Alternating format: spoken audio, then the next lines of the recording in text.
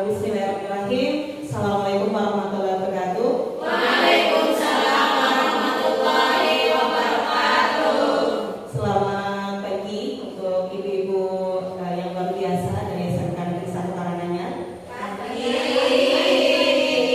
Mudah-mudahan pagi ini kita semua diberi semangat ya untuk bisa kita sharing bersama di kegiatan diseminasi implementasi budaya positif. Sebelumnya,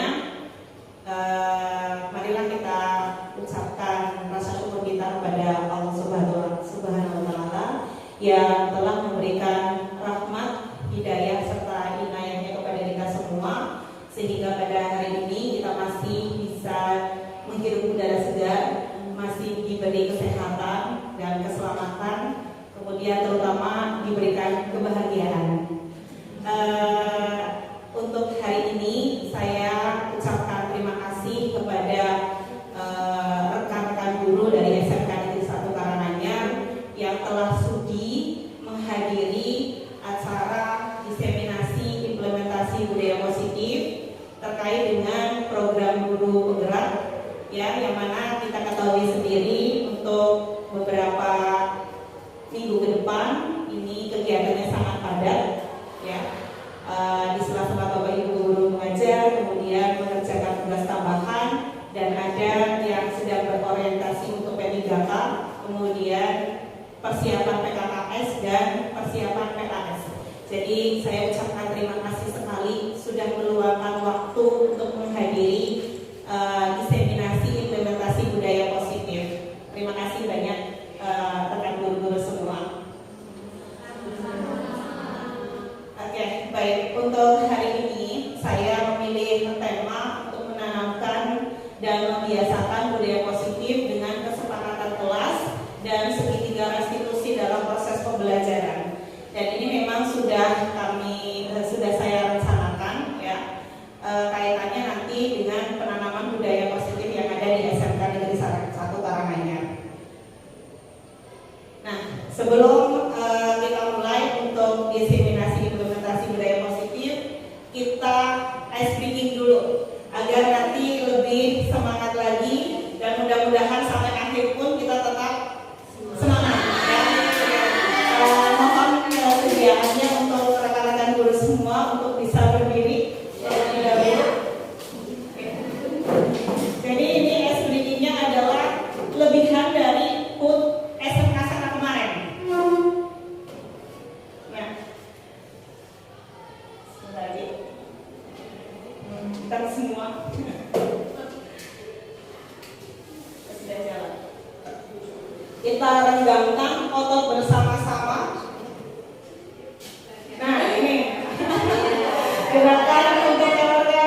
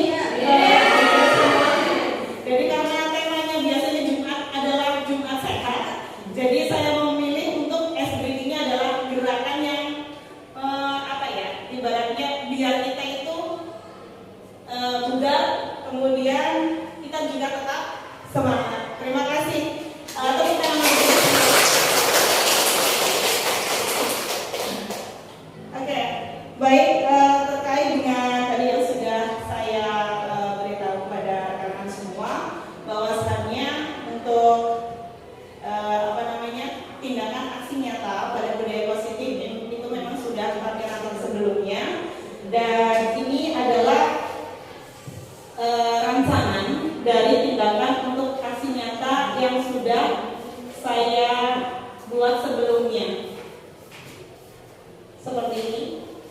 Jadi terdapat latar belakang. Silakan Ibu, mohon maaf saya akan menambahkan.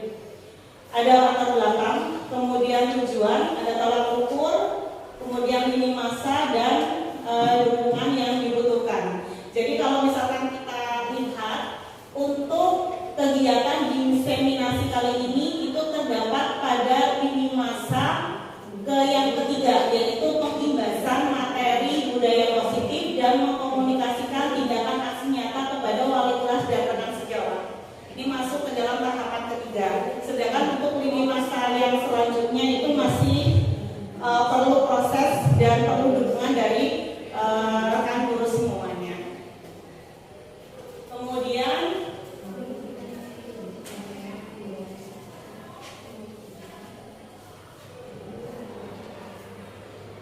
yang selanjutnya adalah tujuan untuk diseminasi kali ini, yaitu kita sharing ilmu pengetahuan. Jadi kita sharing bersama-sama dan menerapkan budaya positif yang telah dilakukan oleh saya dan beberapa rekan guru yang lain, agar sharing ilmu pengetahuan itu sendiri nantinya akan bisa mewujudkan visi sekolah melalui budaya positif yang diterapkan. Kemudian yang kedua itu adalah menciptakan murid yang merdeka dan mempunyai disiplin diri yang kuat. Kemudian yang ketiga itu adalah terbentuknya keyakinan kelas melalui kegiatan kesepakatan kelas yang dilakukan oleh wali kelas dan murid. Karena di sini yang saya ketahui juga untuk beberapa kelas itu belum mempunyai keyakinan kelas, ya. Dan keyakinan kelas ini seharusnya itu dibentuk antara wali kelas dan murid semuanya di dalam satu kelas tersebut. Kemudian yang keempat adalah menumbuhkan dan membiasakan budaya positif dengan keyakinan kelas yang sudah dibentuk sebelumnya. Yang terakhir itu adalah menguatkan peran kita sebagai guru melalui penerapan restitusi dan posisi kongres sebagai manajer ketika kita menyelesaikan suatu permasalahan terkait dengan permasalahan murid. Ini seperti itu untuk tujuannya. Kemudian di sini saya menyajikan beberapa pertanyaan pemantik. Ada 3 yang saya sajikan ibu semua. Yang pertama, setujukah bahwa hukuman itu akan mendisiplinkan anak? Kira-kira setuju apa tidak? Tidak. Ada yang menjawab tidak. Yang lainnya setuju apa tidak? Setuju. Ada yang belum tentu. Oke. Kita tampung dulu ya. Kemudian yang kedua, pemberian hukuman dengan hal yang positif seperti membaca dan membersihkan halaman sekolah dapat mendisiplinkan anak. Kira-kira setuju apa tidak? Masih ragu ya? Masih ragu. Oke. Kemudian yang terakhir, memberikan penghargaan dapat meningkatkan motivasi belajar anak. Kadang-kadang, tapi kebanyakan setuju, oke? Nanti akan kita sharing bersama kaitannya dengan pertanyaan pemantik ini. Jadi sebenarnya sebagai ibaratnya apa ya? Biar ada gambaran dari ketiga pertanyaan pemantik ini, sebenarnya itu seharusnya bagaimana? Tidak setuju seharusnya. Semuanya itu harusnya tidak setuju, ya. Kenapa demikian? Kita nanti akan sharing bersama lebih lanjut. Kenapa kok ini tidak setuju? Padahal misalkan yang ketiga itu ya, memberikan penghargaan dapat meningkatkan motivasi belajar anak. Kok kenapa nggak setuju? Karena nanti akan ada beberapa imbas dari penghargaan yang kita berikan, ya. Walaupun sebenarnya ada motivasi tersendiri terkait dengan penghargaan kita terhadap peserta didik, tapi ada sisi lain yang menyebabkan ini sebenarnya tidak boleh kita lakukan terkait dengan penghargaan itu sendiri.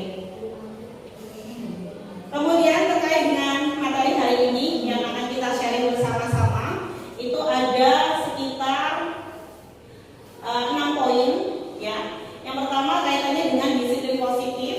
kemudian ada nilai-nilai kebajikan universal. Yang selanjutnya itu nanti ada teori motivasi, berarti kaitannya dengan pertanyaan tematik yang tadi. Yang ketiga ada hukuman dan penghargaan.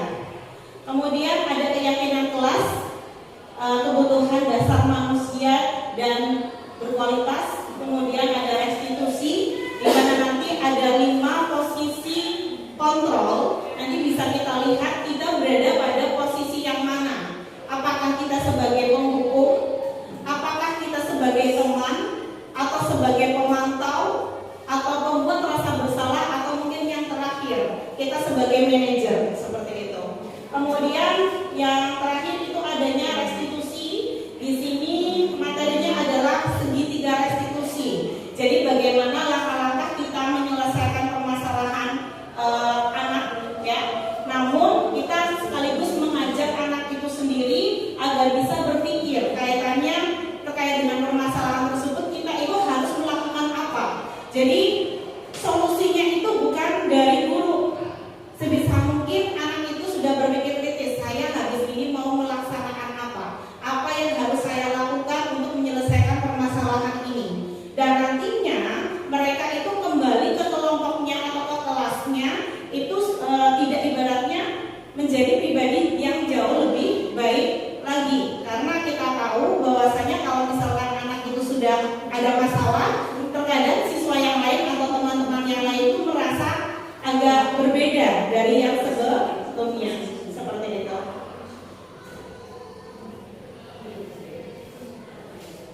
Ini adalah materi untuk yang pertama berupa disiplin positif dan nilai-nilai kebajikan secara universal. Bisa diperhatikan dalam slide, tampilan slide ya. Jadi di sini ada 3 kegiatan yang bisa nanti Bapak Ibu lakukan dan tanyakan kepada diri Bapak Ibu semua. Itu bagaimana ketika kalian itu dihadapkan dari 3 pertanyaan yang saya sajikan. Yang pertama, apabila kita memiliki sesuatu yang sangat berharga, ya, yang ada di genggaman kita, dan ada orang lain yang memintanya, kira-kira apa yang akan kita lakukan? Ini berharga sekali nih bagi kita. Ketika ada orang yang memintanya, apa yang kita lakukan? Memberikan kah? Mempertahankan kah? Atau disembunyikan kah? Ada yang memberikan, ada yang mempertahankan ya. Oke. Kemudian yang kedua, ini ada bujuk rayu. Nah, biasanya kalau di bujuk rayu itu dengan yang sesuatu yang luar biasa ya. Coba deh dibuka gitu. Atau kalau ini tuh dibuka genggaman tangannya. Maksudnya. Ketika Anda semua itu dibujuk dengan berbagai cara agar Anda memberikan barang tersebut, apa yang akan kalian lakukan? Apa yang akan Anda lakukan? Jadi kira-kira dibujuk itu bagaimana Bapak Ibu? Kan kadang ada yang ini ya, dengan bujuk rayu itu ya. Kalau sudah rayu udah deh. Gitu ya. Oke, mungkin ada yang tetap mempertahankan dan ada yang memberikan, membuka. Kemudian yang terakhir, kalau ada ancaman, ayo mau diberikan nggak? Seperti itu. Kira-kira itu mau diberikan apa tidak?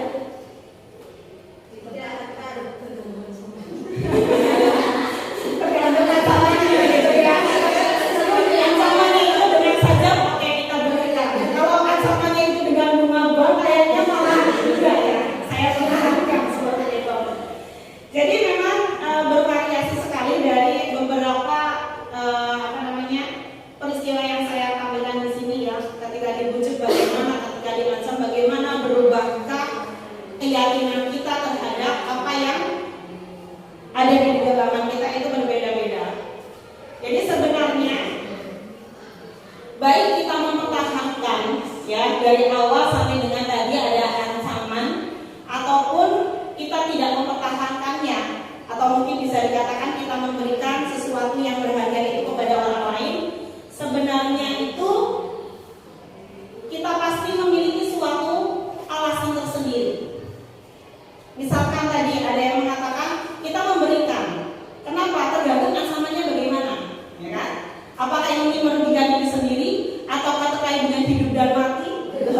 Atau kan tadi dengan bujuk rayu, oke saya dirayu seperti ini, saya meleleh deh, gitu ya. Jadi saya berikan.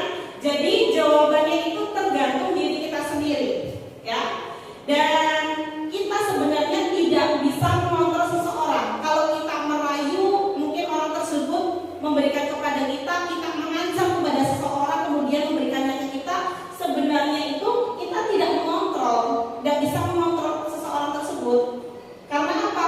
Karena orang yang memberikannya pasti itu akan punya tujuan sendiri, punya motivasi sendiri. Dan jika kita yakin kita bisa mengontrol seseorang, itu jawabannya adalah ilusi. Itu ilusi. Jadi yang bisa mengontrol diri kita, kita sendiri. Kita memberikan, kita mempertahankan ya karena ada alasan dan tujuan seperti itu. Kemudian yang selanjutnya ini adalah disiplin positif. Ada teori kontrol atau teori pilihan menurut Dr. William Glasser. Di sini teori kontrol itu sendiri, Anda tidak bisa mengontrol orang lain, hanya Anda yang bisa mengontrol sendiri. Dan di sini makna disiplin itu sendiri adalah kita belajar mengontrol diri dengan menggali potensi kita agar tercapai tujuan yang mulia, yaitu sesuatu menjadi seseorang yang kita inginkan berdasarkan nilai-nilai yang kita hargai, berdasarkan nilai-nilai yang kita yakini. Kemudian tadi sudah kita singgung bersama bahwasannya semua perilaku itu memiliki tujuan dan alasan tertentu, ya. Tujuan dan alasan tertentu itu sendiri terkait dengan motivasi kita itu seperti apa. Apakah untuk menghindari hukuman, ataukah untuk mendapatkan imbalan, atau yang terakhir untuk menghargai diri sendiri. Andai kata kita mempunyai motivasi untuk menghindari hukuman, berarti di sini motivasinya berupa motivasi ekstrinsik atau berasal dari luar diri sendiri. Begitu juga untuk mendapatkan imbalan. Jadi yang lebih bagus lagi itu adalah untuk menghargai diri sendiri. Karena di sini motivasinya adalah motivasi intrinsik. Yang mana ketika kita menghargai diri sendiri, artinya kita itu mempunyai nilai-nilai kebajikan yang secara universal, dan inilah yang nantinya bisa kita yakini. Kalau kita terapkan di kelas itu berarti namanya keyakinan kelas. Kemudian yang ketiga itu adalah model berpikir menang dan menang. Jadi ketika kita melepaskan genggaman kita, padahal di situ sudah ada sesuatu yang berharga, ya, itu bukan berarti itu kita kalah. Jadi yang namanya teori kontrol itu menang untuk menang. Kenapa? Karena kita punya alasan kenapa melepaskannya, seperti itu. Kemudian yang terpenting adalah kita kolaborasi dan konsensus menciptakan pilihan-pilihan yang baru. Yang mungkin pilihan-pilihan yang baru ini sangat susah untuk kita laksanakan sebelumnya. Nah, kaitannya dengan model berpikir menang dan menang, kemudian kolaborasi dan konsensus untuk menciptakan pilihan-pilihan baru. Di sini terkait dengan 5 posisi kontrol, ya. 5 posisi kontrol itu adalah menghukum, membuat rasa bersalah, dan 2 posisi kontrol ini digunakan untuk menghindari hukuman. Kemudian yang ketiga adalah sebagai teman dan pemantau. Ini biasanya digunakan untuk mendapatkan imbalan. Yang terakhir itu posisi sebagai manajer, di mana posisi manajer itu nantinya digunakan untuk menghargai diri sendiri. Jadi posisi manajer ini yang nantinya perlu diterapkan pada saat kita melaksanakan segitiga restitusi untuk bisa menyelesaikan permasalahan murid.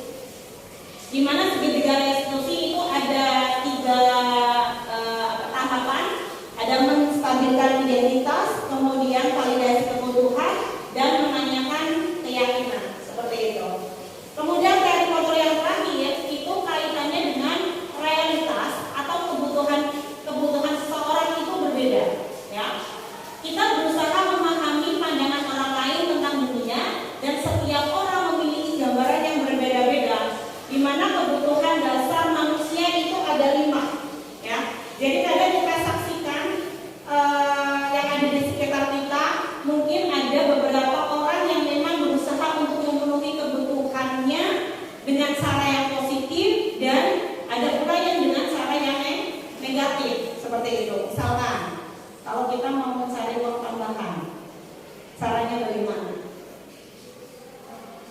bekerja ya, bekerja, mungkin cari pekerjaan sampingan. Tapi kalau yang negatif mungkin bisa jadi mencopet, merampok, begal, seperti itu.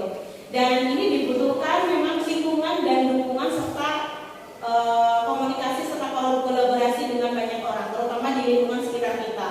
Agar apa? Agar kita menjadi pribadi yang jauh lebih baik dengan memenuhi kebutuhan dengan cara-cara yang lebih baik alias positif, seperti itu. Nah, ini terkait dengan disiplin positif, Bapak Ibu semua. Jadi disiplin positif itu apa?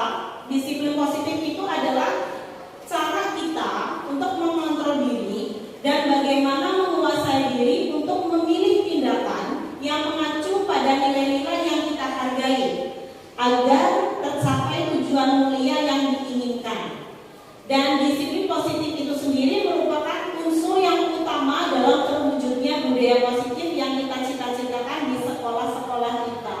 Jadi memang harus ada disiplin positif yang harus diterapkan di sekolah kita agar tujuan-tujuan yang mulia yang diinginkan itu bisa tercapai. Berarti ini kaitannya dengan visi dan misi sekolah yang sudah ada. Kemudian tujuannya, apa sih tujuan kita menanamkan disiplin positif? Jadi di sini tujuannya ini menanamkan motivasi, ya. Jadi pada menanamkan motivasi pada murid-murid kita yaitu untuk menjadi orang yang mereka inginkan dan menghargai dirinya sendiri dengan nilai-nilai yang mereka percayai. Ini tujuannya. Nah, kemudian kaitannya dengan nilai-nilai kebajikan yang universal. Nilai-nilai kebajikan itu sendiri sebenarnya merupakan sifat-sifat yang positif dan di sini merupakan tujuan mulia yang ingin dicapai setiap individu. Kalau kaitannya dengan universal, berarti ini bersifatnya agak luas ya. Berarti bisa lintas bahasa, bisa suku bangsa, agama maupun latar belakang. Ini ada quote dari Dr. William Blazer pada Direct Control bahwasanya setiap perilaku dan perbuatan memiliki tujuan tertentu. Itu pasti ya. Kemudian yang kedua adalah Diane Dawson. Dengan mengaitkan nilai-nilai kebajikan yang diyakini seseorang, maka motivasi intrinsik atau motivasi yang berasal dari dalam diri sendiri itu akan terbangun. Sehingga menggerakkan motivasi dari dalam untuk dapat mencapai tujuan mulia yang diinginkan. Jadi ini erat kaitannya dengan motivasi intrinsik. Kalau kita ingin menggerakkannya, berarti kita harus mengaitkan nilai-nilai kebajikan yang sudah kita yakini. Kemudian ini yang terpenting adalah nilai-nilai yang kebajikan yang dicapai oleh setiap anak Indonesia, karena di sini konteksnya adalah universal, bisa lintas bahasa, suku bangsa, agama maupun latar belakang. Artinya di sini perlu adanya nilai-nilai kebajikan yang secara global kita kenal itu adalah profil pelajar Pancasila, di mana ada 6 dimensi atau mungkin ada yang mengenalnya dengan 6 elemen. Beberapa di antaranya itu adalah beriman dan bertakwa kepada Tuhan yang Maha Esa dan berakhlak mulia. Kemudian ada bergotong royong, kemudian mandiri, kreatif, kemudian bernalar kritis dan berkebinekaan global. Itu ada 6. Jadi ini tujuan dari nilai-nilai kebajikan untuk universal, secara universal yang ada di negara kita saat ini dengan penerapan Merdeka Belajar, yaitu profil pelajar Pancasila. Nah, kemudian ini kita sharing lagi terkait dengan teori motivasi, ya, hukuman dan penghargaan serta keyakinan kelas. Terkait dengan teori motivasi, ini saya sajikan suatu peristiwa terjadi, situasi ya, oke, baik, situasi. Apabila di sekolah kita, di sekolah Anda yang sekolah kita bersama, tidak ada peraturan yang mengharuskan guru datang tepat waktu. Dan tidak ada surat teguran bagi guru yang datang terlambat. Dan tidak ada atasan yang memuji. Apakah Anda akan tetap datang tepat waktu untuk mengajar murid-murid Anda? Ada yang mau memberikan suaranya? Silakan. Ada yang mau memberikan suaranya? Silakan. Oh, silakan Ibu. Terima kasih untuk kesempatan yang diberikan. Tadi mengenai pertanyaannya adalah jika di sekolah kita tidak ada peraturan, tidak ada teguran, tidak ada pujian dan juga tidak ada atasan yang akan memantau apakah saya akan datang tepat waktu untuk mengajar murid-murid saya.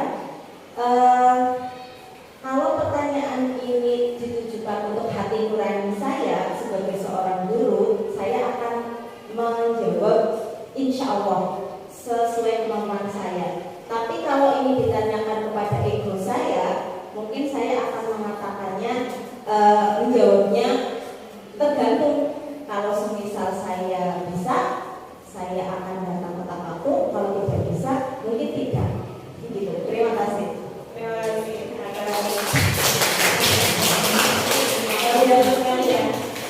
atas pemikirannya. Mungkin ada perlu situasional seperti itu ya. Walaupun di hati nurani kita itu kita berusaha untuk bisa datang tepat waktu. Dan saya yakin jawaban dari rekan-rekan semua itu berbeda-beda. Ya.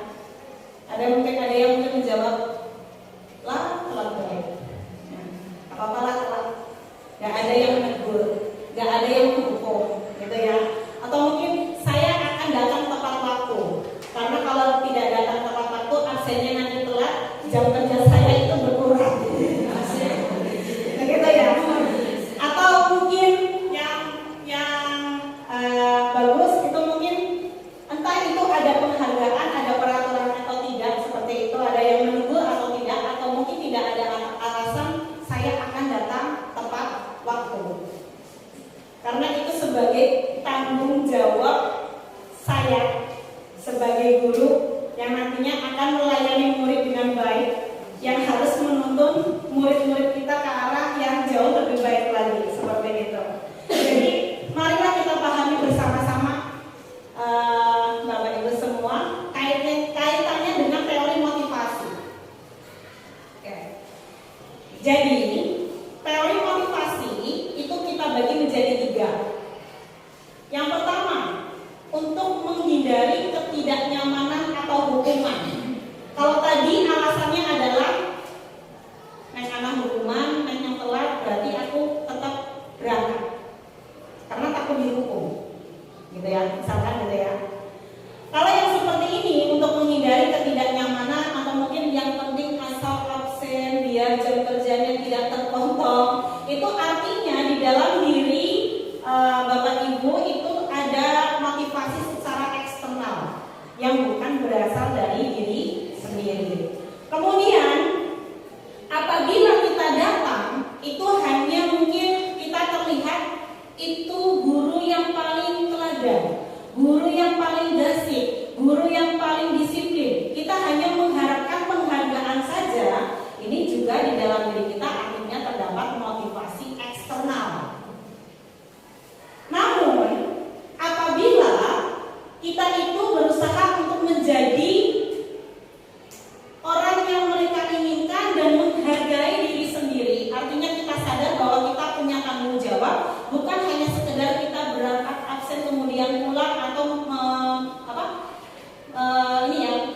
mendapatkan suatu penghargaan tertentu dengan nilai-nilai yang kita percaya sebelumnya, artinya kita mempunyai motivasi intrinsik. Dan motivasi intrinsik ini yang merupakan tujuan dari disiplin positif. Jadi disiplin positif itu memerlukan motivasi intrinsik, bukan ekstrinsik, seperti itu.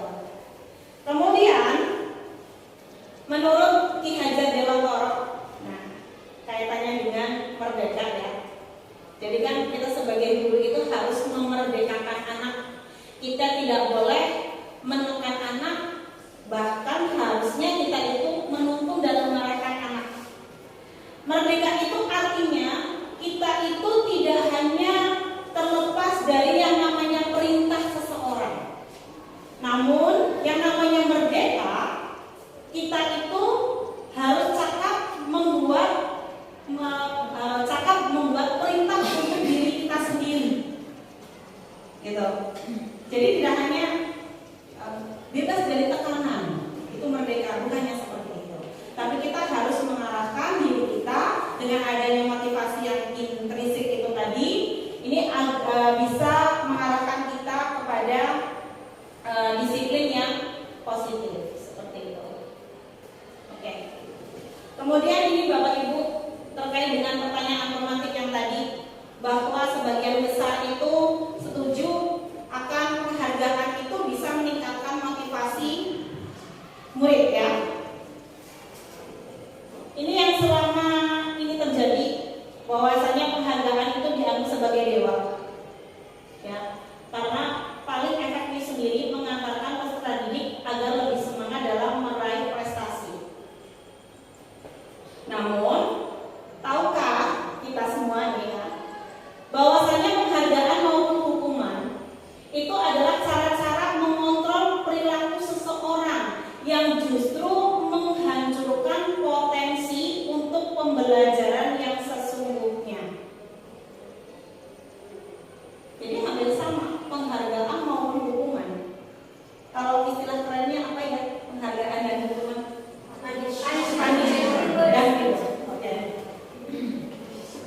Kalau penghargaan yang sesungguhnya itu bagaimana? Jadi penghargaan yang sesungguhnya itu adalah tindakan belajar dari murid itu. Kadang kita melihat anak suka ya, misalkan oke, selamat untuk kelompok ini, saya kasih permen ya, saya kasih coklat ya, senang sekali gitu ya. Tapi sisi lainnya itu ternyata kita menghukum kepada kelompok-kelompok yang lain yang tidak mendapatkan penghargaan.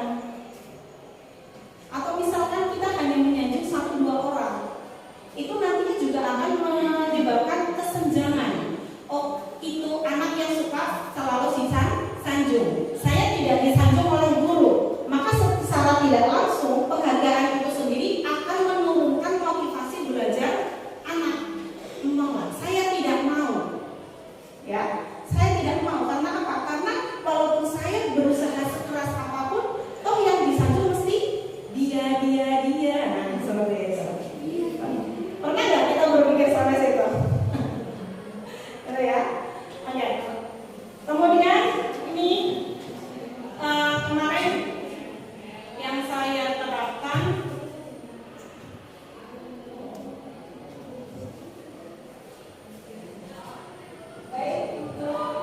di kelas.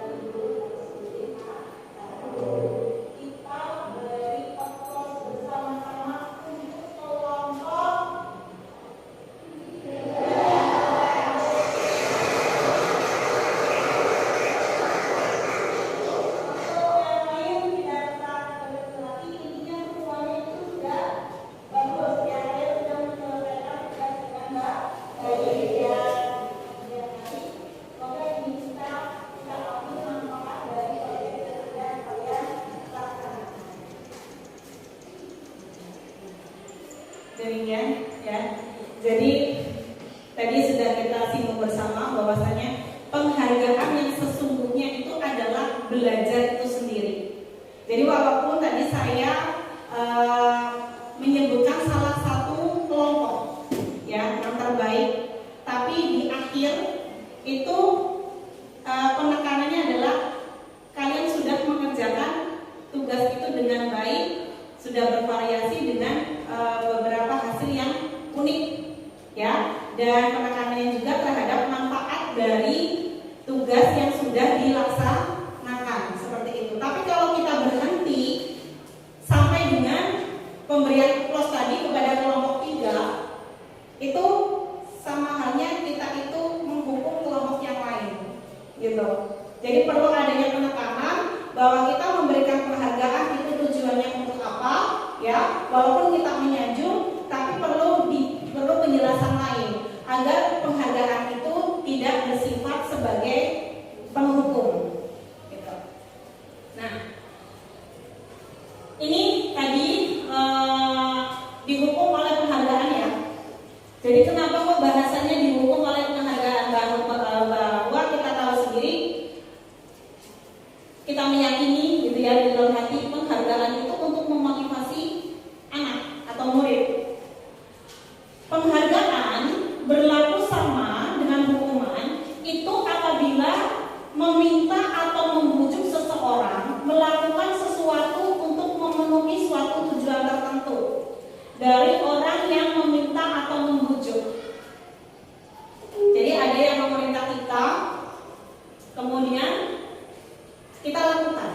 Nah, misalkan tadi ada tugas, anak diminta membuat video, kemudian anak melakukannya. Ya, yang semata-mata itu untuk mendapatkan suatu penghargaan. Itu sama saja dengan hukuman. Dan di sini sebenarnya anak itu mempunyai motivasi yang eksternal. Karena apa? Karena mengejar hanya untuk memperoleh penghargaan, bukan nilai dari tugas atau proyek yang dilaksanakan. Dan ini nanti akan ada faktor ketergantungan Bapak Ibu. Kenapa? Mereka nantinya akan enggan kalau misalkan kita sudah melakukan sesuatu ternyata gurunya itu tidak memberi penghargaan. Kita biasanya memberikan mereka itu jajan, coklat dan sebagainya.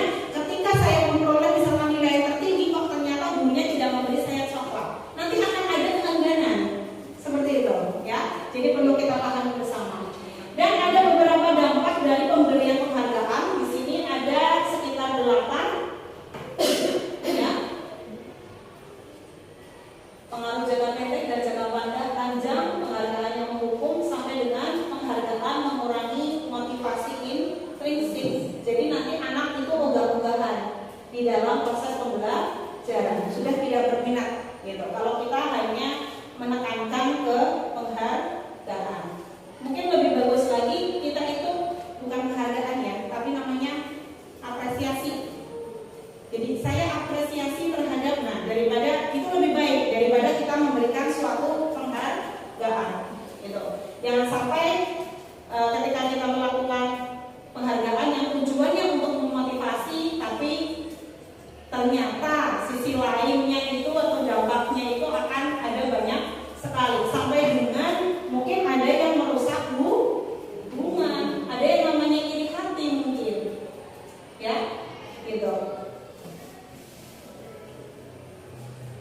Kemudian ini yang harus kita bedakan untuk rekan-rekan guru semua antara hukuman dan konsekuensi, ya. Jadi kita harus paham, jangan sampai kita memberikan konsekuensi padahal itu adalah menghukum. Andai kata ada anak yang diminta lari mengelilingi lapangan basket 2 kali karena mereka terlambat hadir di sekolah, itu merupakan hukuman atau konsekuensi? Hukuman ya? Oke. Karena kan tidak ada di peraturan harus keliling lapangan kalau telat. Kemudian yang kedua, menggantikan kertas tugas teman yang telah dicoret-coret. Oke, baik, konsekuensi. Kemudian membersihkan tumpahan air di meja tulis karena tersenggol pada saat belajar. Konsekuensi lagi. Kemudian murid disuruh tidak mengenakan sepatu seharian di sekolah karena tidak menggunakan sepatu hitam. Hukuman atau konsekuensi? Hukuman atau konsekuensi?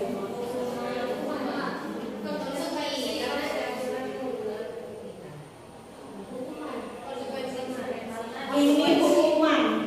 Ada yang bisa memaparkan karena ada berbeda pendapat ini kalau hukuman atau konsekuensi?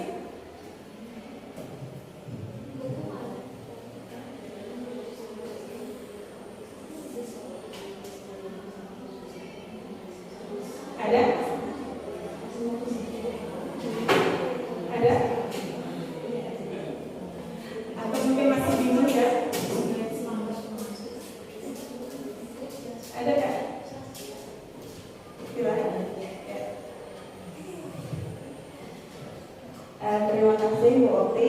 Untuk tadi soal nomor 4, murid disuruh tidak mengenakan sepatu sendirian di sekolah karena tidak mengenakan sepatu hitam. Kalau menurut pendapat saya itu termasuk sebagai hukuman, karena dalam peraturan sekolah konsekuensi dari seorang siswa yang tidak mengenakan sepatu hitam itu tidak menyuruhnya melepaskan dan tidak mengenakan sepatu sendirian, tapi mungkin bisa dengan poin. Biasanya untuk di daftar tata tertib sekolah itu konsekuensinya adalah dengan poin. Jadi ketika disuruh untuk melepasnya itu termasuk hukuman. Terima kasih.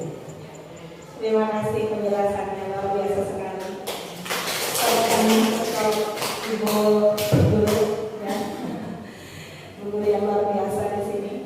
Jadi ini termasuk menghukum, ya, bukan konsekuensi. Hukuman. Kalau misalkan kita meminta anak itu untuk melepas sepatu, seharian itu tidak memakai alas kaki, ya, kira-kira anak itu sakit hati nggak? Sakit hati nggak? Apalagi kita misalkan mau perintahnya gini, ayo lepas sepatumu. Nah, dengan memerintah seperti ini sudah bisa terlihat bahwasanya meminta anak untuk mencopot sepatu seharian tidak memakai, itu kita melukai ya fisik dan perasaan. Itu salah satu ciri-ciri dari yang namanya hukuman. Kemudian yang terakhir, mengelilingi lapangan basket 2 kali karena terlambat 10 menit untuk pembelajaran PJOK. Konsekuensi atau hukuman? Kalau yang atas tadi terlambat hadir di sekolah, ini hukuman. Tapi kalau yang ini penekanannya ke pembelajaran PJOK, konsekuensi. Jadi kita harus bisa membedakan mana hukuman dan mana konsekuensi. Dan ini adalah perbedaan antara hukuman, konsekuensi, ditambah satu lagi istilahnya adalah restitusi. Mungkin ini yang agak asing di telinga Bapak Ibu semua. Sebenarnya ketiganya itu merupakan tindakan pada suatu pelanggaran, namun cara yang berbeda-beda seperti itu. Kalau yang hukuman sifatnya satu arah, hanya guru yang memberikan. Murid itu hanya menerima suatu hukumannya tanpa melalui suatu kesepakatan. Pokoknya sakarepe guru, semuanya gurunya, gitu ya. Kemudian di sini hukuman yang diberikan bisa dalam bentuk fisik maupun psikis. Anak atau murid itu disakiti oleh sesuatu perbuatan atau mungkin dengan perkataan. Ini namanya menghukum. Kalau konsekuensi ini sudah direncanakan. Biasanya ada kesepakatan terlebih dahulu. Kalau terlambat di dalam pelajaran PJOK, oke, silakan lari 5 kali. Nah, ini sudah ada kesepakatan, sudah direncanakan. Kemudian sudah dibahas dan disetujui oleh bersama. Kemudian lagi, pada konsekuensi, murid tetap dibuat tidak nyaman. Walaupun ada nyaman ya, biasanya lari 1 kali, ternyata ini 2 kali atau 5 kali. Namun jangka waktunya itu pendek karena mereka sudah tahu bahwa konsekuensi ini sudah kita sepakati bersama-sama sebelumnya. Kemudian kalau restitusi itu bagaimana?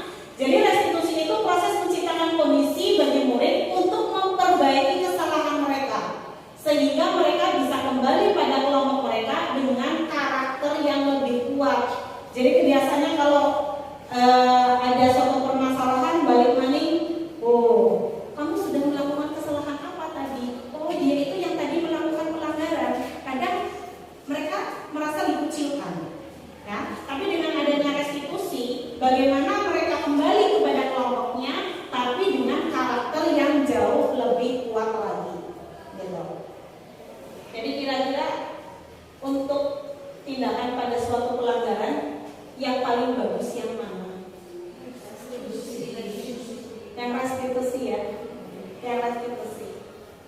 Dan ini agak kecil mungkin, agak kecil. Jadi kalau kita memberikan hukuman, artinya itu identitas gagal. Tapi kalau memberikan konsekuensi dan restitusi, itu adalah identitas sukses. Bahwasanya kita menerapkan kedisiplinan. Kemudian, andai kata kita memberi hukuman, berarti ini bersifat negatif. Kalau konsekuensi itu netral, restitusi itu positif. Dan mungkin ini ya, bagian sini. Pada hukuman, korban mendapatkan ketidakadilan harusnya. Murid atau anak akan tersakiti. Dan endingnya itu bukan anak menjadi manut, tapi cenderung membenci peraturan karena kita menghukum. Tapi kalau konsekuensi, korban bisa diabaikan, murid dibuat tidak nyaman untuk sementara, kemudian endingnya murid akan menghormati peraturan karena di sini mereka itu biasanya ditanya, karena sudah ada kesepakatan sebelumnya, apa peraturannya? Mampukah kamu melakukannya? Nah, seperti itu. Kemudian kalau restitusi, korban mendapatkan ganti, murid akan mendapatkan penguatan. Ya. Kemudian belajar bertanggung jawab untuk memperbaiki perilakunya. Dan outputnya, murid itu akan lebih menghormati dirinya maupun orang lain. Seperti itu. Kalau tadi ada yang mengatakan yang paling bagus dari ketiganya itu adalah restitusi. Kenapa kok restitusi? Kenapa tidak konsekuensi saja? Jadi ini restitusi itu adalah proses menciptakan kondisi bagi murid untuk memperbaiki kesalahan mereka, yang nantinya mereka kembali ke kelompok dengan karakter yang lebih kuat. Itu tujuannya, sehingga tidak ada yang namanya pengucilan atau mungkin dibully oleh yang lain karena melakukan kesalahan. Kemudian yang kedua itu proses kolaboratif. Jadi kita mengajarkan murid untuk mencari solusi dari permasalahan mereka sendiri, bukan guru yang mencari solusi. Kalau mereka sadar, ya mereka melakukan kesalahan, apa yang harus mereka lakukan itu jauh lebih penting daripada kita itu memberikan solusi. Ibaratnya kalau kita memberikan solusi, sama saja kita untuk memerintah, ya. Dan kadang ada rasa keengganan. Namun kalau mereka mencari solusi sendiri, berarti sudah ada kesadaran di dalam dirinya. Dan membantu murid berpikir tentang orang seperti apa yang mereka inginkan.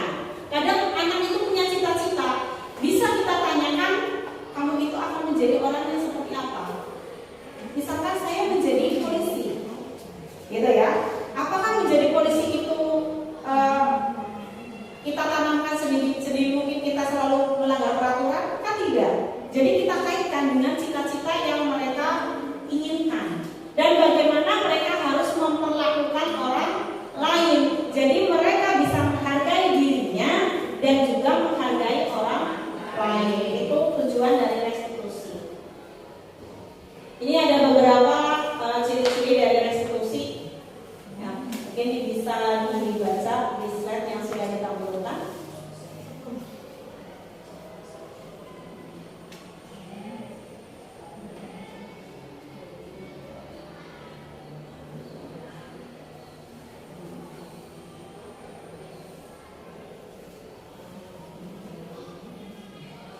Sampun dibaca, ya. Oke. Jadi ada mencari kebutuhan dasar. Tadi ada 5, kita singgung sedikit. Kita harus tahu. Jadi anak itu punya masalah kaitannya dengan kebutuhan dasar apa yang belum mereka miliki, belum terpenuhi, seperti itu. Dan fokus kita pada solusi serta karakter. Jadi bukan tindakannya. Karakter apa yang belum ditanamkan. Oke. Jadi sudah kita bahas ada hukuman, ya, ada keyakinan, ada restitusi. Ini kaitannya dengan kelas. Ini sangat bermanfaat sekali untuk para wali kelas. Oke, ini terkait dengan keyakinan kelas. Nah, mungkin agak asing ya, kok keyakinan? Yang selama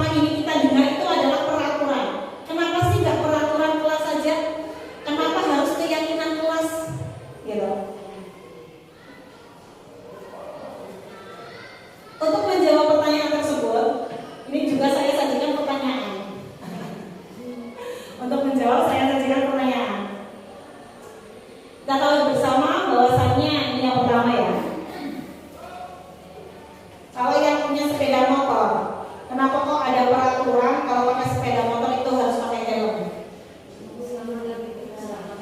Untuk keselamatan. Jawabannya keselamatan, gitu ya. Kemudian yang kedua, di masa pandemi COVID nih, kenapa kita harus mencuci tangan, memakai masker dan menjaga jarak? Keselamatan dan keselamatan dan kesehatan. Jadi untuk pertanyaan yang pertama tadi rekan-rekan semua menjawab untuk keselamatan. Yang kedua itu keselamatan dan kesehatan. Sebenarnya itu merupakan keyakinan, nilai yang kita yakini, ya. Dan apabila kita ingin mendukung motivasi di dalam diri kita atau namanya motivasi intrinsik, itu kita harus kembali lagi ke nilai-nilai atau keyakinan yang lebih menggerakkan dibandingkan mengikuti serangkaian peraturan. Jadi harus dimulai dari keyakinan diri, karena keyakinan diri nantinya akan memotivasi diri kita, diri sendiri, gitu. Dan peraturan itu akan bisa terlaksana dengan baik, kita tidak melanggarnya ya sebenarnya karena kita punya keyakinan di dalam diri kita. Jadi di sini istilahnya adalah keyakinan kelas, bukan peraturan kelas. Contoh untuk keyakinan kelas seperti ini. Apabila ada peraturan, selalu mengembalikan buku ke tempatnya. Jadi yang diyakini itu sebenarnya adalah ada nilai tanggung jawab, keyakinan tanggung jawab. Kemudian dilarang mengganggu orang lain. Keyakinan kelasnya itu adalah menghormati orang lain. Hadir di sekolah 15 menit sebelum pembelajaran dimulai. Keyakinan kelasnya menghormati orang lain dan berkomitmen. Sampai dengan misalkan jangan berlari di kelas atau koridor. Ini terkait dengan keselamatan dan keamanan. Berarti ini keyakinan kelasnya. Jadi lebih mudah ya untuk mendapatkan motivasi apabila kita mempunyai keyakinan dibandingkan dengan melaksanakan rangkaian peraturan. Dan inilah yang sudah saya terapkan di kelas pembentukan keyakinan kelas ya. Jadi pembentukan kelas yang saya laksanakan itu yang pertama ini adalah membagikan sticky note. Jadi sebelumnya itu kita rasakan dulu sebenarnya. Kita perlu keyakinan kelas agar nanti disiplin positif, kemudian budaya positif itu bisa terlaksana dengan baik, dimulai dari lingkup kelas terlebih dahulu. Kemudian ini pembagiannya dan masing-masing anak itu menuliskan curah pendapat mereka yang sekiranya nanti bisa kita ambil untuk keyakinan kelas. Masing-masing anak sebenarnya berbeda-beda, ada yang sampai 2 sticky note, Bapak Ibu, panjang sekali kali lebar kali tinggi, ya. Namun ada juga yang pendek. Tapi dari keseluruhannya ini nanti kita ambil kesimpulan secara umum yang nantinya digunakan untuk keyakinan kelas. Karena keyakinan kelas itu sebenarnya kalimatnya itu relatif pendek dibandingkan dengan peraturan yang agak panjang. Dan ini yang sudah kami simpulkan bersama dengan kelas kami, yaitu kelas BKP 3. Ada 6 poin terkait dengan keyakinan kelas: hadir tepat waktu dan aktif di kelas, kemudian bekerja sama menjaga kebersihan kelas, ada lagi disiplin dan mandiri, saling peduli, menghormati, menghargai, dan saling membantu satu sama lain, ada selalu berseragam rapi dan sesuai dengan peraturan.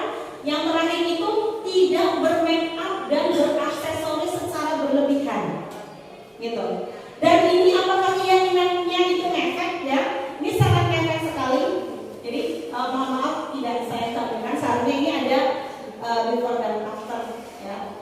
Jadi ketika kemarin saya menegur kelas saya itu berpakaiannya tidak rapi, kemudian ada yang rambutnya itu tidak dipotong. Mungkin Bu bahasa Indonesia nih di kelas saya ya, ada yang agak bundel sekali. untuk potong rambut. Iya, gitu. Itu saya tegur. Di hari tersebut itu sebenarnya sudah mulai terlihat karena kita pakai restitusi tadi ya, bukan menghukum, bukan meminta konsekuensi, itu tidak. Di hari tersebut itu sudah mulai dimasukkan, dirapikan pakai dasi. Dan hari berikutnya ternyata mereka sudah potong rambut tanpa saya berkoar-koar memarahi mereka. Itu. Jadi luar biasa sekali sebenarnya untuk keyakinan kelas apabila kita terapkan dengan baik. Dan ini memang mendukung disiplin positif dan budaya positif. Jadi agar menciptakan budaya positif di sekolah, kita mulai dari keyakinan kelas dulu, lingkup kelas dulu. Andai kata lingkup kelas itu bisa diimplementasikan dengan baik, insya Allah anak itu juga bisa mengimplementasikannya di area sekolah seperti itu.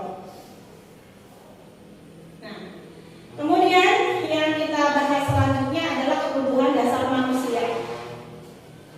Kebutuhan dasar manusia itu kita bagi menjadi 5, yaitu bertahan hidup,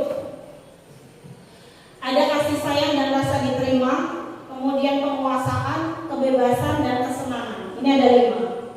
Dan masing-masing menurut William Glasser itu ada penjabarannya, di mana yang bertahan hidup kita ketahui sendiri itu dari sifat fisiologis terkait dengan kesehatan, rumah dan makanan, ada biologis dan psikologis kaitannya dengan kebutuhan akan perasaan aman. Kemudian kasih sayang dan rasa diterima, ini hubungannya dengan koneksi sosial, ya, kebutuhan untuk memberi dan menerima kasih sayang dan kebutuhan untuk merasa menjadi bagian dari suatu kelompoknya. Jadi kadang anak, kalau misalkan di dalam proses pembelajaran itu kita lakukan diskusi, yang lainnya itu diskusi, tapi yang satunya itu enggan, diam-diam saja. Atau mungkin ada rasa gatal tangannya untuk pegang handphone, gitu ya. Itu dimungkinkan dia itu tidak terpenuhi kebutuhannya berupa kasih sayang dan rasa diterima, karena mungkin sebelumnya mereka merasa dikucilkan karena kamu kurang bisa, karena kamu nggak bisa iuran pendapat dan sebagainya. Inilah yang bisa harusnya kita tanggulangi bersama, ya. Kemudian kebebasan, ini kemandirian, otonomi, memiliki pilihan dan mampu mengendalikan arah hidup seseorang. Ini juga yang perlu kita perhatikan, Bapak Ibu semua. Anak itu perlu kebebasan. Jadi sekiranya misalkan di dalam proses pembelajaran kita kok ternyata anak itu glosor semua. Glosor semua. Atau mungkin ini silakan dirangkum ya, dikerjakan ya.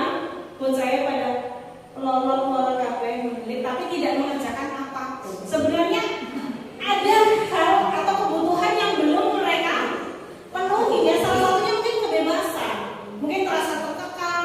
Saya itu pengen melakukan sesuatu tapi gurunya ceramah baik, gitu kan? Atau mungkin saya ingin melakukan ini itu pengen sharing kok ternyata harus mengerjakan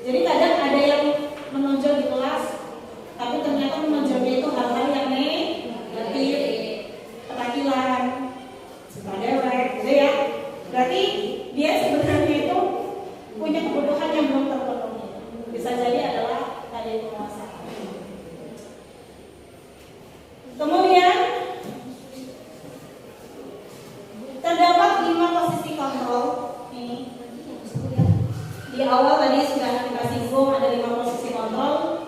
Kita sebagai penghukumkah, kita sebagai teman, kemudian ada sebagai pemberi rasa bersalah, ada pemantau, kemudian yang terakhir itu manajer. Ya, ada 5 posisi kontrol. Kita lihat kita itu berada di kontrol mana? Sebelumnya ada penghukum, pembuat rasa bersalah, teman, pemantau, dan manajer. Coba dari pernyataan-pernyataan. Ketika guru itu mengatakan, saya kecewa sekali dengan kamu. Kita mengatakan saya kecewa sekali denganmu. Kenapa kamu harus berbuat seperti itu? Kira-kira posisi kontrolnya itu berada di mana? Ada rasa kecewa ya. Tadi ada 5: penghukum, pembuat rasa bersalah, teman, pemantau, dan manajer. Membuat rasa bersalah. Kalau ini, kamu tidak pernah benar. Saatnya jam kelima dimulai. Tidak pernah. Padahal kan yang namanya seorang pasti pernah benar ya. Tapi ini tidak benar. Berarti seakan-akan kita itu menghukum anak. Kemudian, ayolah lakukan demi ibu atau bapak. Ayolah lakukan demi ibu atau bapak. Dari bahasanya,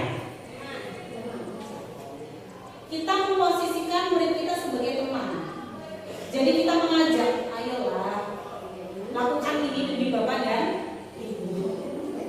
Kemudian, apakah kamu mau mendapatkan stiker bintang hari ini? Yang mana ini?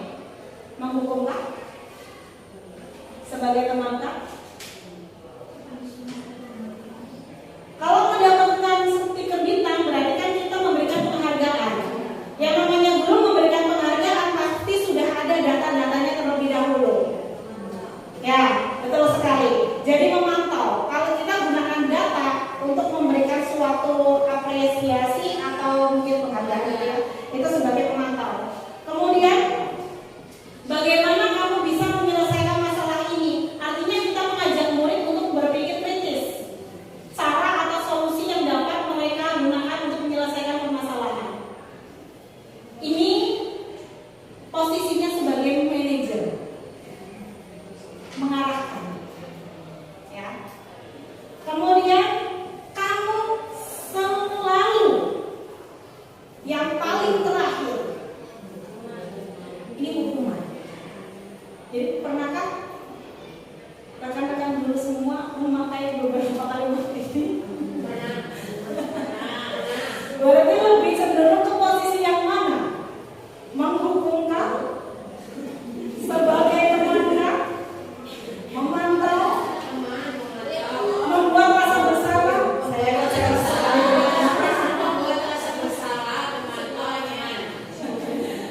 Mungkin ada yang menghukum. Menurutku itu ya. Copot sepatunya. Nah, itu menghukum. Silakan kerjakan di luar. Betul, itu namanya menghukum. Ayo, ini terlalu kecil ya. Jadi ini terkait dengan posisi penghukum, pembuat rasa bersalah, teman, pemantau, dan manajer. Jadi apabila guru itu berkata, kalau kamu tidak melakukannya, awas ya. Adanya ancaman. Dari nadanya saja itu ancaman. Kemudian, andai kata demikian, kadang tuh anak berkata gini di dalam hati loh, biarkan saja. Nanti juga marah-marah lagi.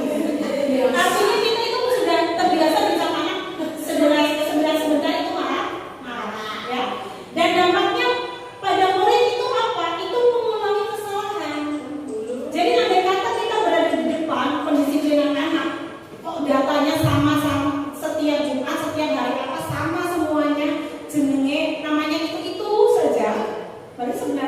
tidak pantas karena kita memberi hukuman, ya, memberi hukuman karena mereka endingnya itu mengulangi kesalahan yang sama. Nah, sudah biasa ditanya sama guru itu, nanti juga dikasihkan lagi sepatunya, gitu kan? Saya sudah prepare bawa alas kaki yang baru misalnya kayak gitu. Kemudian kalau membuat orang rasa bersalah, tadi mungkin kalimatnya adalah ibu kecewa, seharusnya kamu tidak demikian. Hasilnya di sini kalau mereka itu mereka kayak merasa bersalah banget. Kadang mereka justru menyembunyikan atau menyangkal atau berbohong agar mereka agar tidak mengecewakan guru tersebut. Jadi tidak bersifat terbuka pada kita. Tapi dampaknya mereka itu nantinya akan rendah hati. Karena tadi kayak ibaratnya kamu merasa bersalah. Kemudian kalau sebagai teman, ini bahasanya santai sekali ya. Ayolah lakukan demi ibu. Masa kamu tidak mau? Ingat tidak, ibu pernah membantumu, misalkan demikian. Itu sebagai teman. Jadi santai sekali, santai. Oke. Kemudian imbasnya karena menganggap sebagai teman itu adalah ketergantungan. Ya. Dan di sini murid menjadi lemah, tidak mandiri dan bergantung. Lah, guru itu biasanya bagi saya. Tidak apa-apa lah kalau saya seperti ini. Jadi ada rasa ketergantungan. Kalau memantau itu dikaitkan dengan peraturan. Jadi pemantau itu melihat data yang sudah ada. Berapa kali dia melakukan pelanggaran, telat berapa kali, seperti itu. Jadi dikaitkan dengan peraturan yang ada. Kemudian dampaknya pada murid itu menitik beratkan pada sanksi atau hadiah untuk dirinya. Menitik beratkan pada sanksi, karena berarti kalau ada peraturan, ada datanya kan pasti ada sanksinya kan. Tapi kalau di sini kita memakai posisi kontrol sebagai manajer, di mana nanti murid itu bisa menghargai dirinya sendiri dan menghargai orang lain. Yang seharusnya kita lakukan adalah apa yang kita yakini. Berarti memang harus ada keyakinan kelas terlebih dahulu. Apa yang kita yakini? Apa yang bisa kau kerjakan untuk memperbaiki masalah ini? Jadi diajak untuk mencari solusi. Kamu berbuat demikian, kira-kira tindakanmu apa? Gitu. Diajak untuk mencari solusi. Dan di sini hasilnya penguatan pribadi. Kalau dia bisa mengakui kesalahannya dan mencari solusi, artinya dampaknya itu adalah mengevaluasi diri, bagaimana cara dia memperbaiki diri mereka. Jadi dari 5 posisi kontrol ini, ya, perlulah kita menerapkan posisi kontrol sebagai manajer, bukan sebagai penghukum, membuat rasa bersalah teman ataupun pemantau. Gitu. Tapi yang paling parah sekali dan merupakan identitas gagal yang ini, menghukum dan membuat orang merasa bersalah. Jadi mungkin dengan adanya seri seperti ini kita jadi paham ya, kita harus menghindari hal-hal yang demikian. Gitu. Kamu mengecewakan saya, menang semua, diam semua, karena mereka menjadi rendah diri, itu nggak baik. Nah, kaitannya dengan posisi manajer dan mencari solusi atas permasalahan. Di sini ada yang namanya segitiga restitusi. Sepertinya ini adalah materi terakhir ya. Tetap semangat? Oke. Ini adalah segitiga restitusi. Jadi segitiga restitusi ini terdiri atas 3 sisi. Di bagian dasar ini merupakan menstabilkan identitas, bahwa ketika anak melakukan suatu kesalahan, yang harus kita lakukan pertama kali adalah identitasnya itu terstabilkan. Caranya bagaimana? Caranya yaitu mengubah dari orang yang gagal atau mereka itu bersalah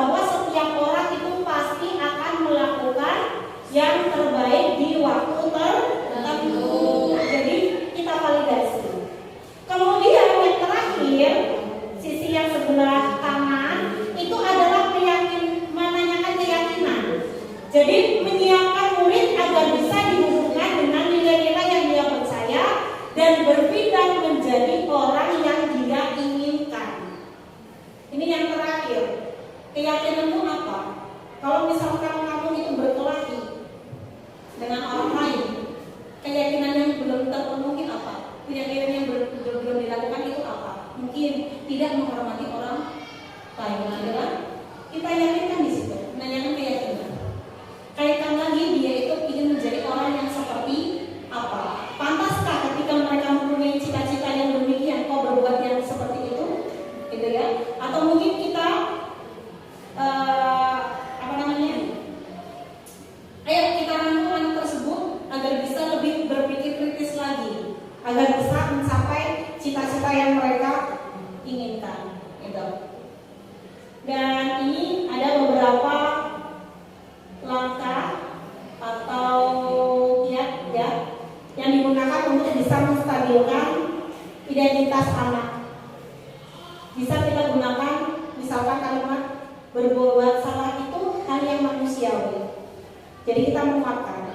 Atau mungkin ibu juga pernah berbuat salah. Atau mungkin semua orang itu tidak ada yang sempurna. Pasti mempunyai kesalahan. Itu penguatan ya, untuk menstabilkan identitas.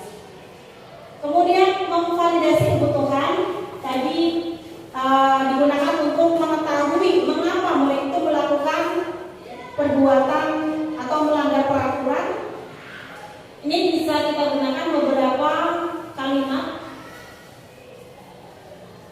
Misalkan kamu pasti punya alasan mengapa melakukannya. Bisa tidak bercerita dengan ibu? Nah, kita korek informasinya. Ya.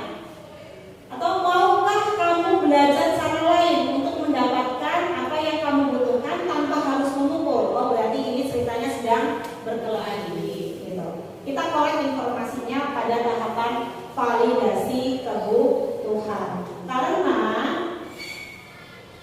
siswa itu melakukan sesuatu yang kita anggap tidak baik, intinya itu karena kebutuhannya itu tidak terpenuhi. Kalau kebutuhannya terpenuhi, pastilah bisa menaati peraturan.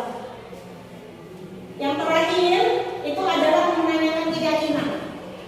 Ya, jadi kita kaitkan dengan keyakinan kelas atau keyakinan sekolah. Kemudian misalkan lagi kita kaitkan dengan kamu ingin jadi anak yang seperti apa, atau mungkin apa yang kamu rasakan ketika kamu melakukan itu, biar dia itu bisa merefleksi diri sendiri. Kamu menjadi orang yang seperti apa, kayak gitu. Ini untuk menanyakan keyakinan. Jadi ada 3 tahapan tadi, ya, untuk segitiga restitusi. Ya. Ini adalah kemarin tugas yang saya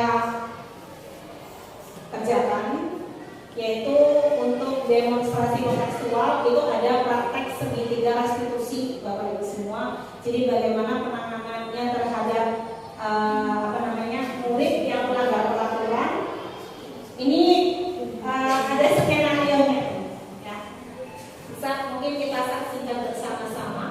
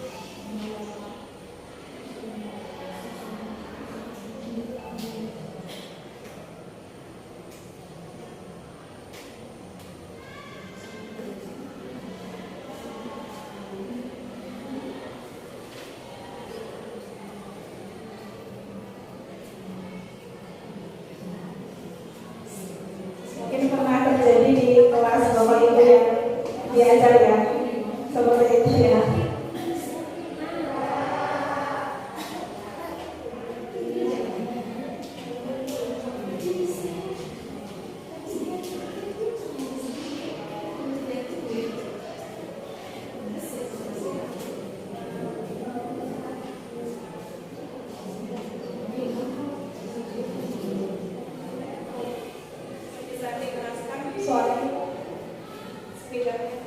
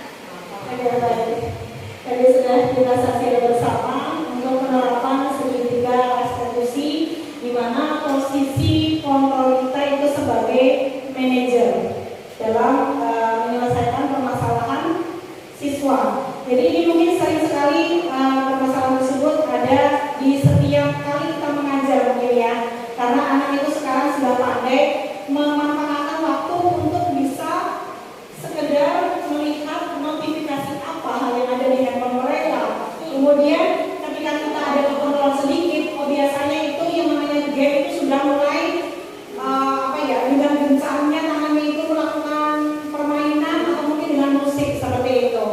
Jadi dengan adanya penerapan segitiga restitusi ini dan posisi kontrak kita sebagai manajer, anak itu lebih bisa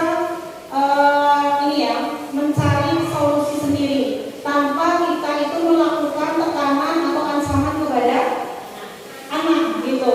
Jadi kalau misalkan seperti tadi itu kan bisa terlihat anak itu jauh lebih terbuka, alasan mereka melakukan permainan di dalam proses pembelajaran itu kenapa gitu. Dan harapannya setelah kembali ke kelas itu mereka mendapatkan penguatan. Jadi tidak ada istilah nantinya akan dibully atau dikucilkan di dalam kelas atau kelompoknya. Nah ini yang tadi sudah saya singgung sebenarnya.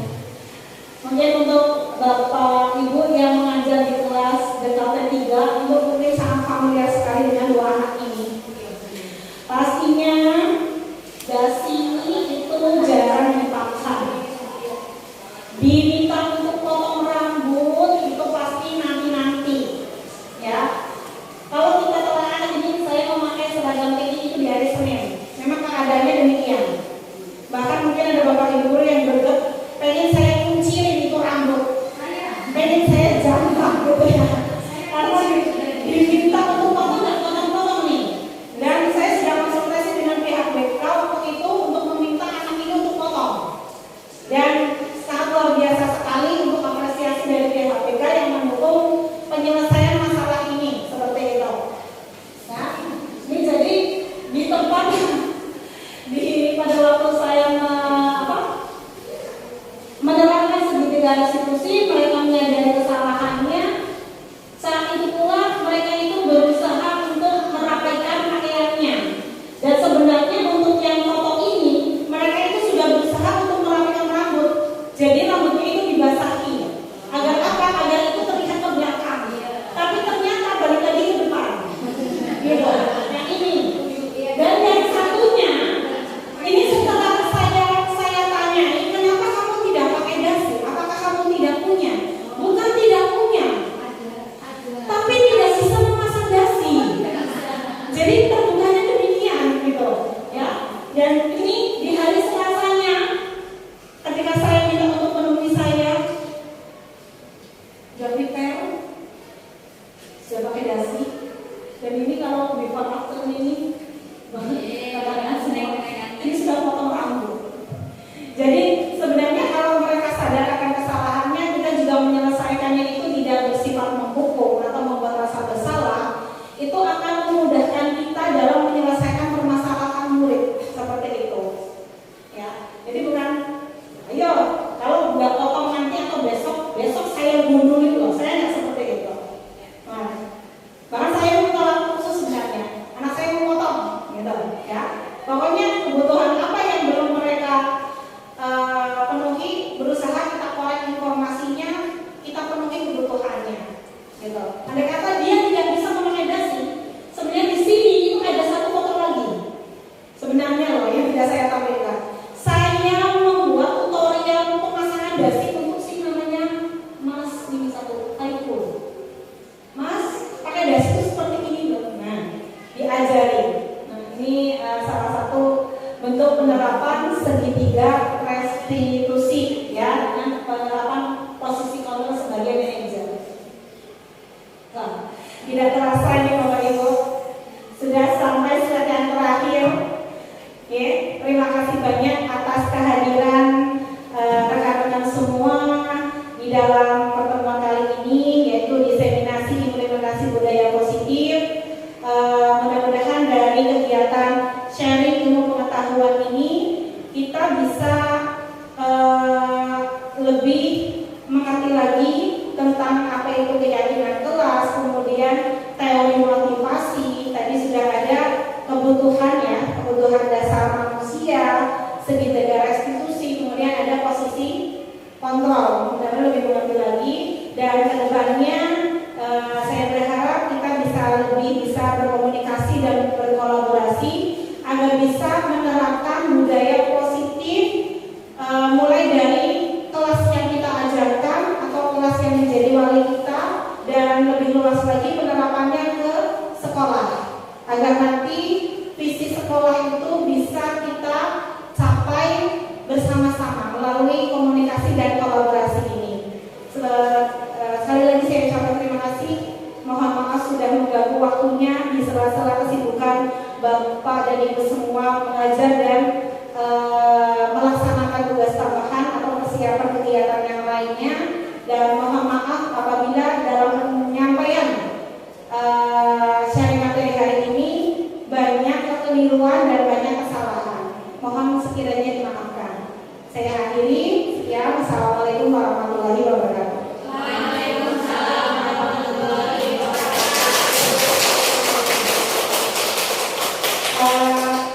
Mungkin ada yang mau bertanya? Tidak? Jelas? Atau satu mungkin kalau tidak ada pertanyaan minimal tanggapan mungkin. Oke. Silakan Ibu. Ibu andalan. Ibu favorit ya. Silakan Ibu. Assalamualaikum warahmatullahi wabarakatuh. Waalaikumsalam. Sebelumnya apresiasi yang setinggi-tingginya kepada Bu Opi yang telah memberikan pemahaman yang sudah didapat oleh beliau selama mengikuti kegiatan pendidikan bergerak di sekolah kami ini, dengan penjelasan yang sangat detail, mudah dimengerti, dengan tampilan yang begitu menarik juga.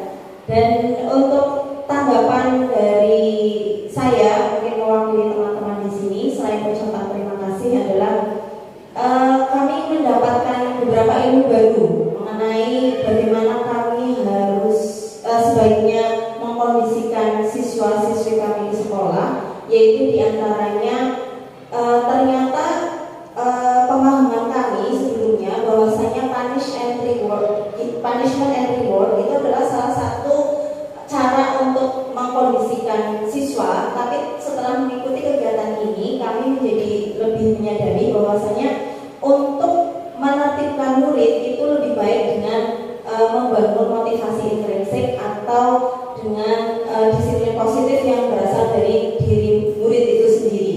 Kemudian posisi kontrol tadi merupakan ilmu baru bagi kami juga, bahwa ternyata sebagai seorang guru kita memiliki 5 posisi kontrol yang bisa kita terapkan, dan yang terbaik tadi kita sepakati bersama adalah sebagai seorang manajer